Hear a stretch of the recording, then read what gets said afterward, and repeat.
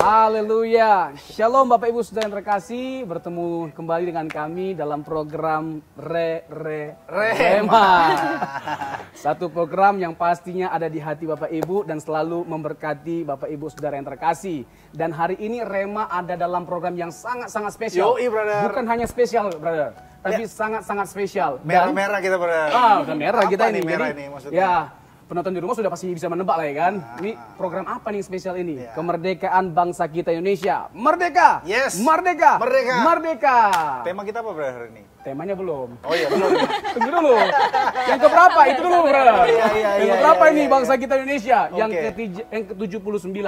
Nggak berasa itu. Tapi, brother, sebelum terlalu jauh kita ini ngomong, brother, Oke. kita kasih tahu di mana posisi kita nih, brother. Kita ada di Tilugelis, Cijeruk, Kabupaten Kabupaten Bogor. Bagaimana menurut brother tempat ini bagus nggak? Pokoknya semua yang ada di daerah Bogor, Datang semua ke yang ada tempat di ini. Sukabumi dan sekitarnya, kalian harus datang ke tempat ini. Tilugelis, makanannya mantap, kopinya, oh tadi saya udah minum kopi, brother. Kopinya the best. Semuanya lah, pemandangannya View-nya juga. mantap.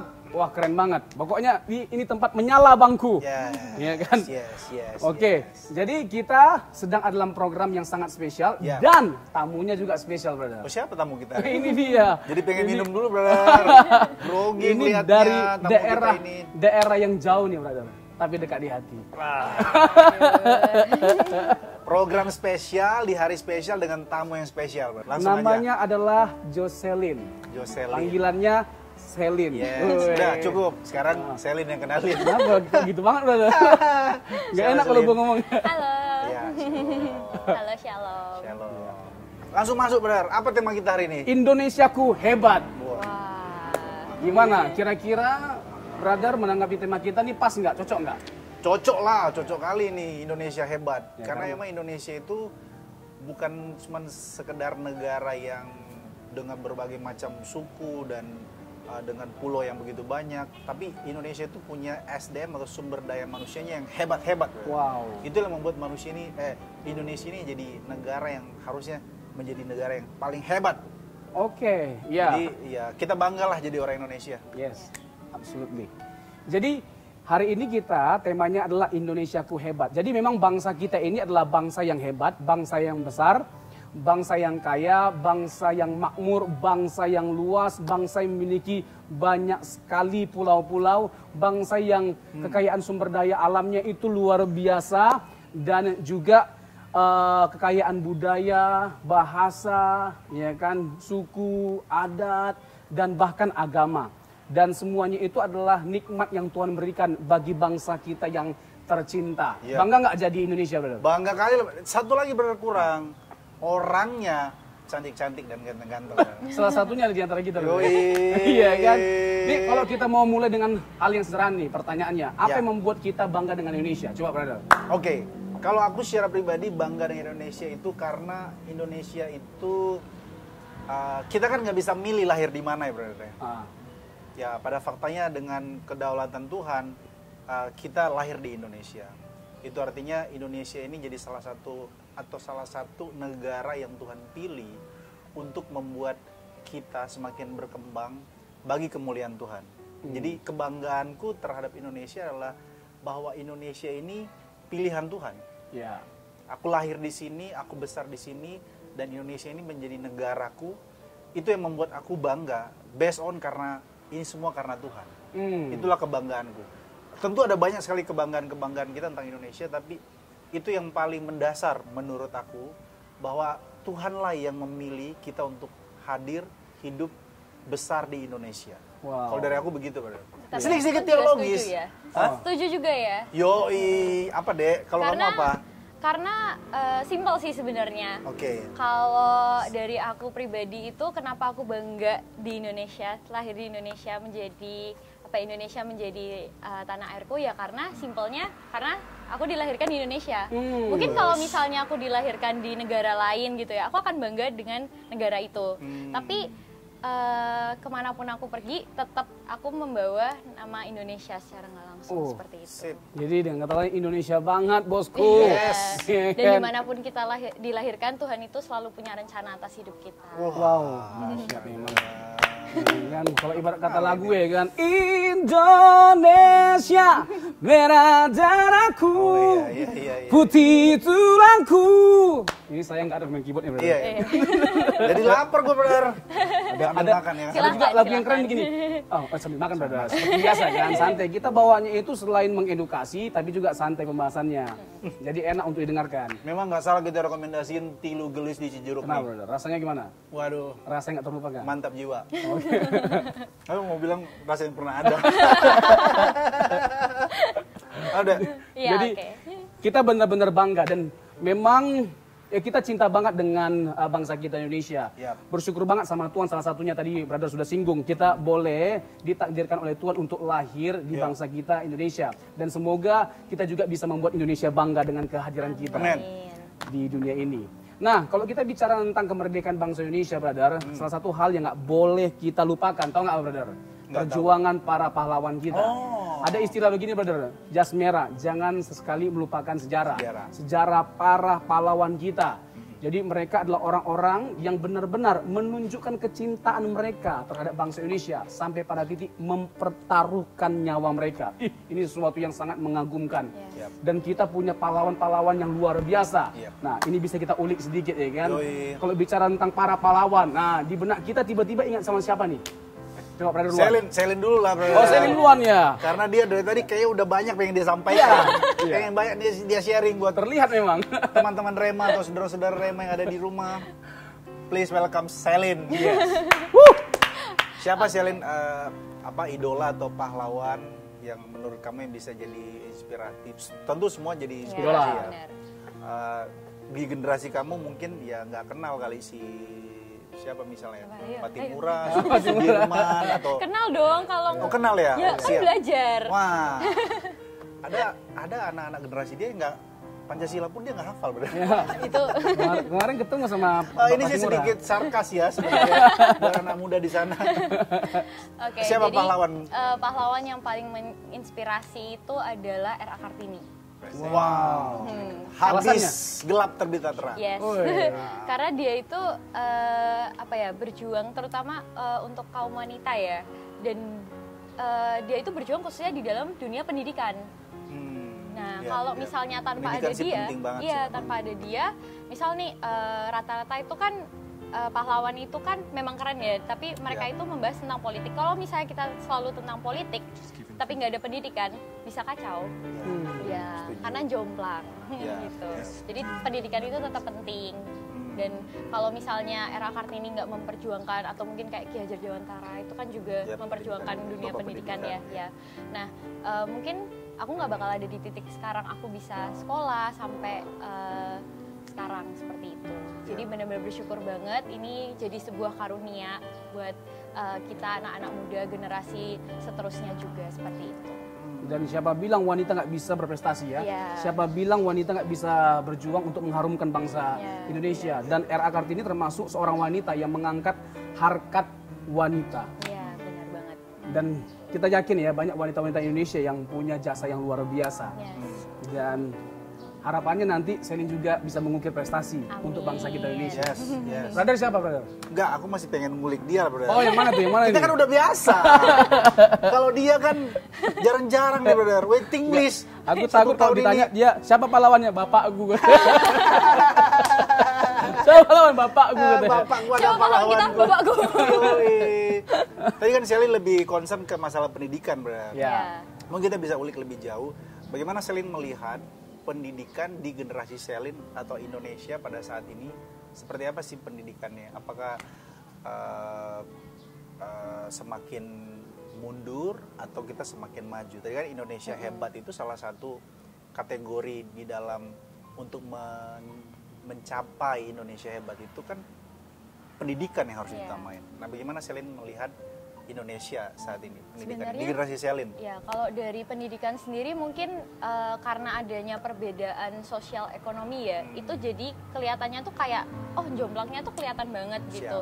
Apalagi di Indonesia ini tuh banyak banget anak-anak yang lebih milih kayak ya udah deh nggak usah ngejar pendidikan nggak apa-apa. Ya, bagaimana Selin mungkin menanggapi ya di zaman ini kan banyak kaum influencer namanya. Ya. Ya, nggak sedikit orang yang di generasi Z itu memikirkan yang penting kan sukses. Iya. Betul. Kan ujung-ujungnya bagaimana kita bekerja, lalu kita berhasil bisa menghasilkan uang banyak dengan cara bagaimanapun gitu loh. Jadi gini, Bre, poinnya adalah orang sekarang influencer itu mereka nggak peduli di dalam konten mereka tuh ada unsur edukatif.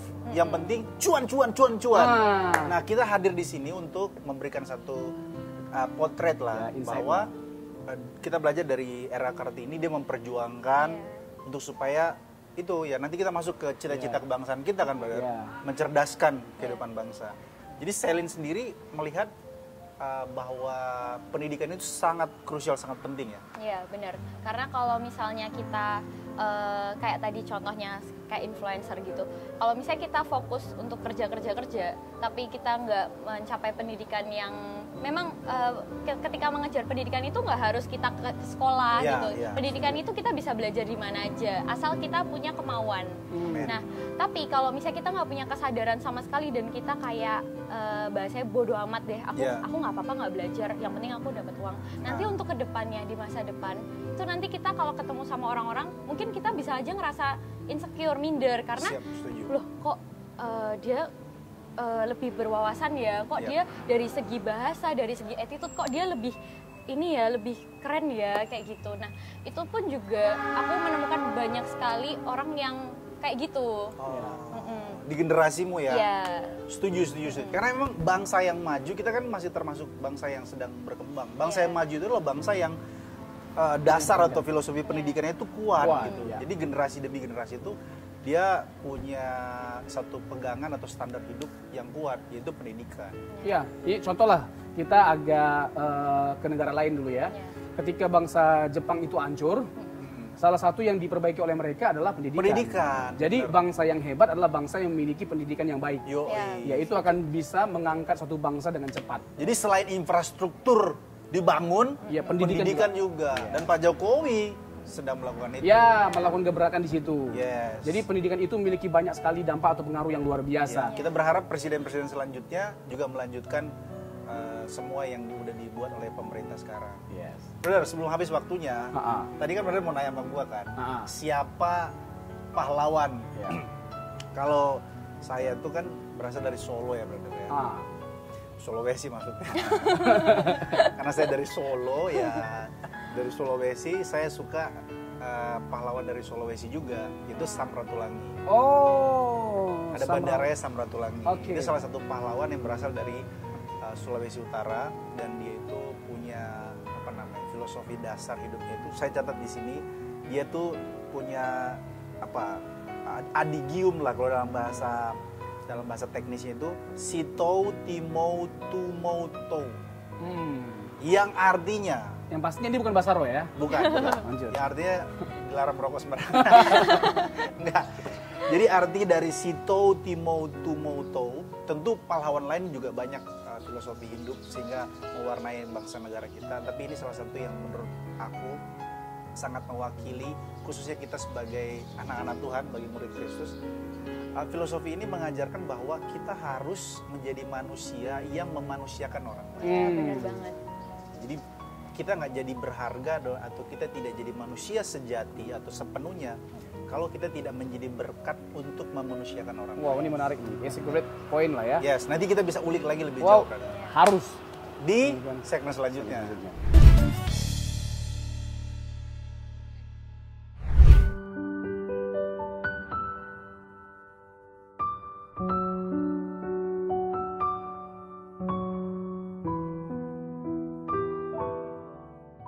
Oke, kita lanjut lagi nih guys. Tadi segmen pertama udah pasti banyak hal-hal yang memberkati atau menginspirasi penonton di rumah ya, penonton setia Rema.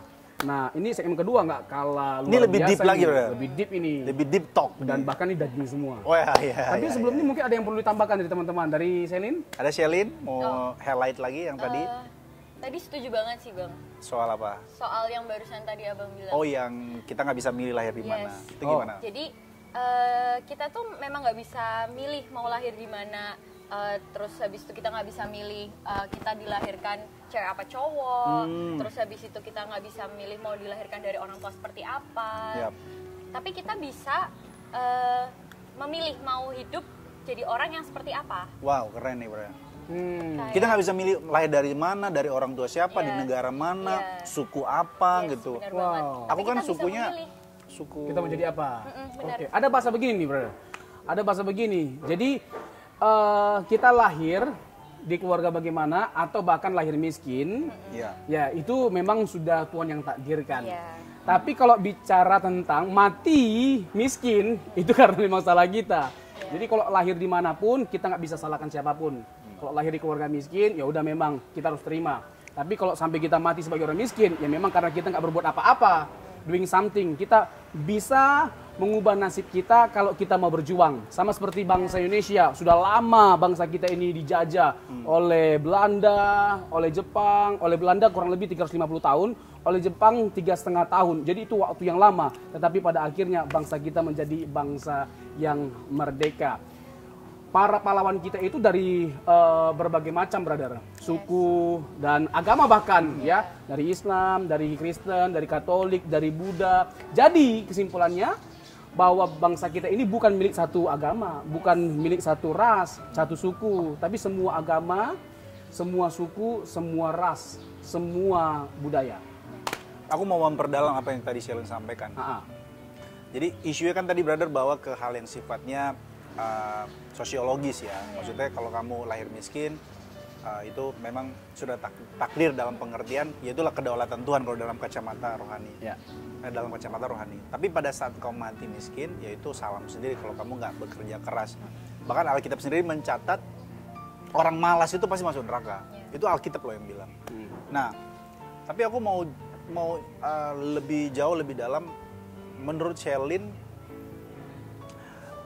apa yang harus kita lakukan untuk supaya jadi pribadi yang dalam tanda kutip jadi berkat, jadi berguna dan berkontribusi bagi bangsa ini gitu. Jadi perjuangan bangsa Indonesia itu tidak terhenti hanya dengan bangsa Indonesia menjadi bangsa yang merdeka.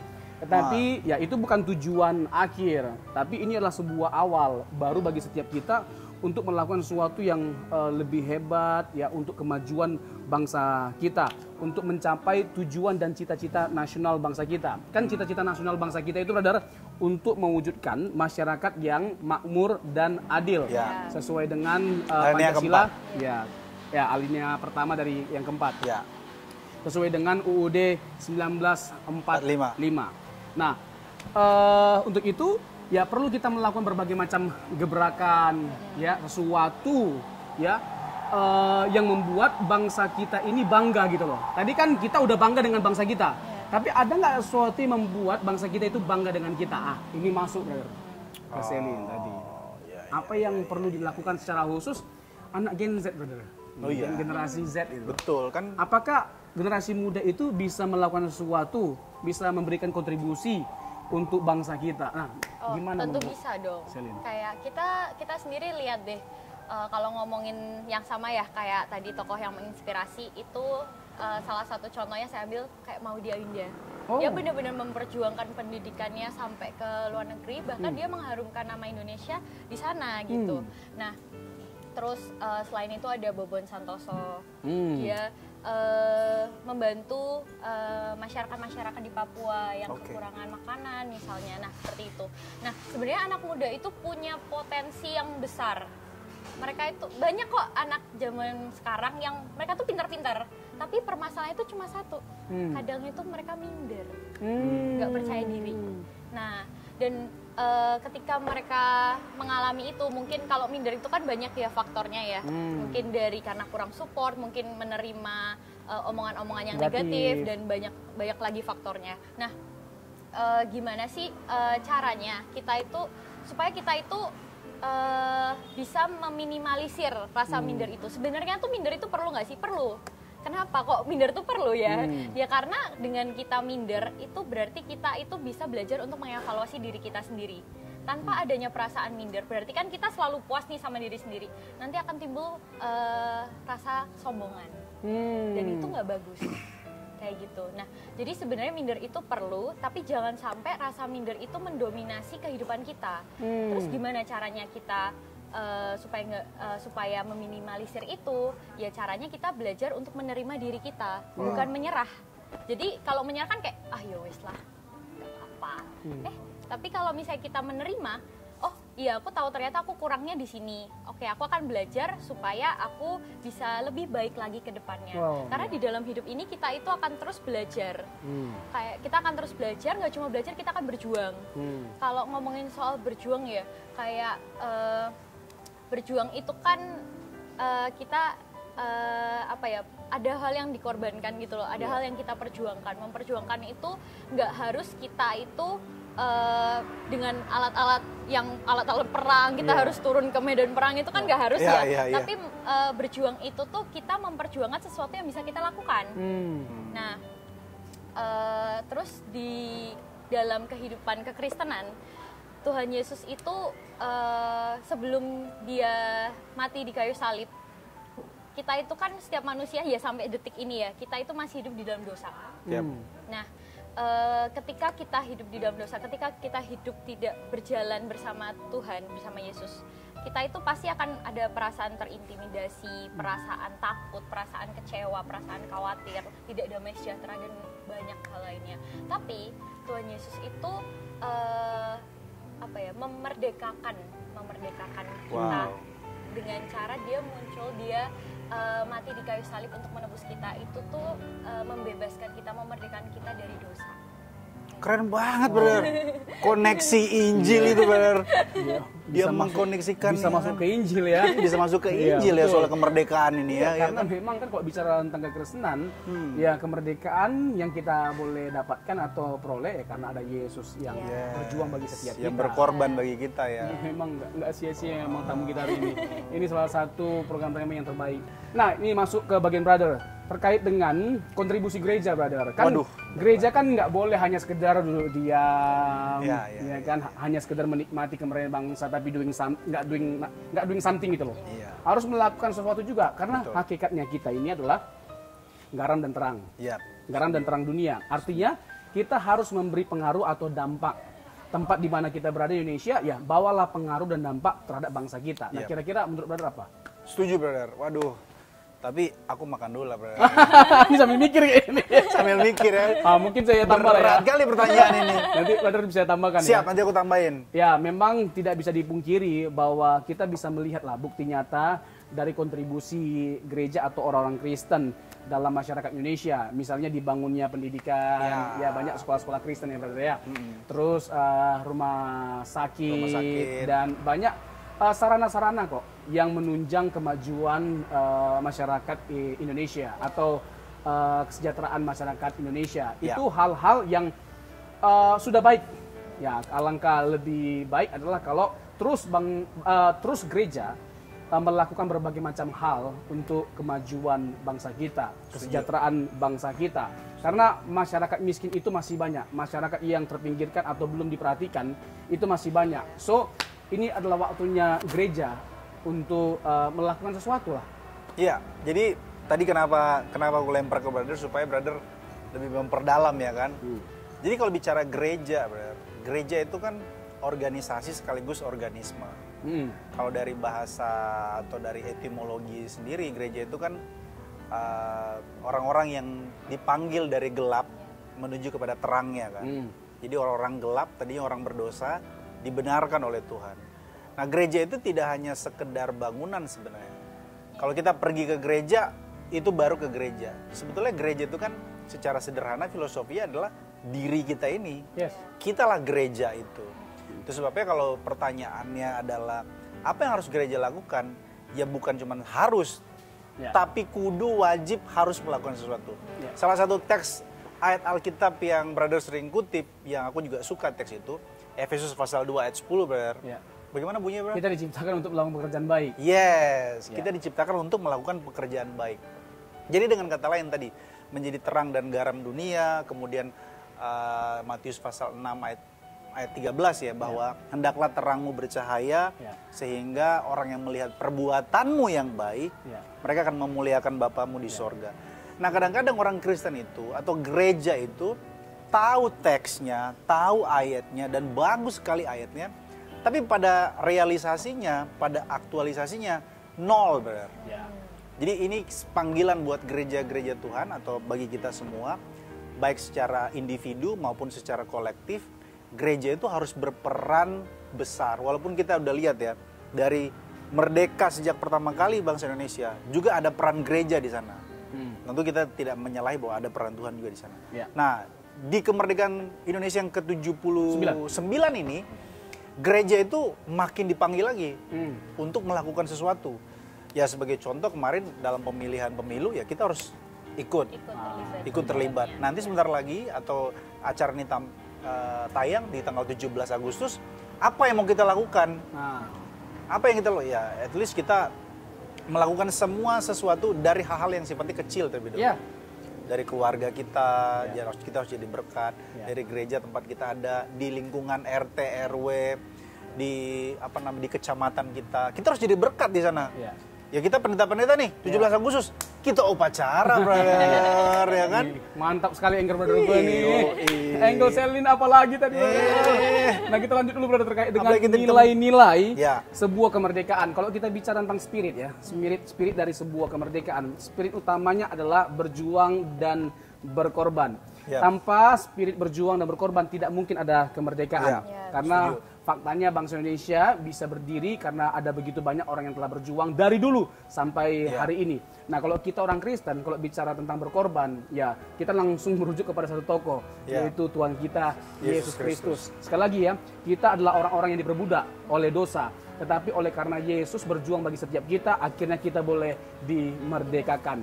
Jadi marilah kita jadi orang-orang yang merdeka. Orang-orang yang bukan hanya sekedar menikmati kemerdekaan, tetapi menggunakan kemerdekaan itu lebih lagi untuk kita boleh berkreasi, melakukan segala sesuatu dengan maksimal, potensi, bakat, kemampuan yang ada pada kita pergunakan sebaik mungkin. Ada kalimat begini, brother. Jangan tanyakan apa yang negara lakukan pada Anda, tapi pertanyakanlah apa yang Anda lakukan bagi negara. Mungkin closing statement, brother. Closing statement dari saya mewakili Rema, nanti Selin. Boleh. Kasih satu. Jadi memperingati kemerdekaan Indonesia yang ke-79 ini dengan tema Indonesia Hebat, marilah kita semakin mendekatkan diri kepada Tuhan. Lalu kemudian dari relasi kita dengan Tuhan itu membuat kita menjadi hebat secara pribadi. Kalau dalam teks Alkitab itu bukan aku lagi, tetapi Kristus yang di dalam aku melalui hidup aku. Sehingga kemudian kita jadi manusia-manusia yang dapat menjadi berkat, memanusiakan orang lain dari hal-hal kecil gitu. Misalnya orang yang butuh pertolongan ya kita tolong. Saudara kita yang sedang sakit ya kita jenguk, yang sedang dalam penjara kita besuk, yang butuh pertolongan kita tolong. Jadi dari hal-hal kecil. Untuk jadi sesuatu yang hebat itu kan nggak mungkin dari sesuatu yang hal besar. besar kita dipercayakan hal kecil, maka kita akan dipercayakan setiap perkara kecil maka kita akan diberikan Tuhan oleh perkara diberikan Tuhan dengan perkara yang besar sehingga kita bisa jadi Indonesia hebat. Selin boleh. Dan kembali lagi hidup ini itu tentang berjuang dan berkorban. Jadi perjuangkan apa yang bisa kita perjuangkan sekalipun itu rasanya berdarah-darah. Tetap semua itu akan Tuhan perhitungkan, semuanya itu akan indah pada waktunya. Amen. Dan kalau misalnya kita kayak udah berdoa nih, tapi kok aku belum dapat jawabannya, ya perlu diingat kalau ketika kita mendoakan sesuatu yang kita doakan dan kita menerima itu berarti adalah kasihnya Tuhan.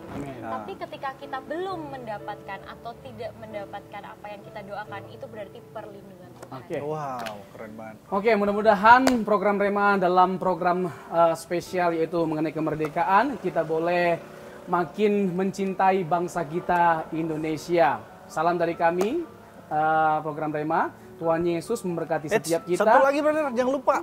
Kita dari Tilu Gelis, Jeruk, Kabupaten Bogor. Tuhan memberkati. God bless.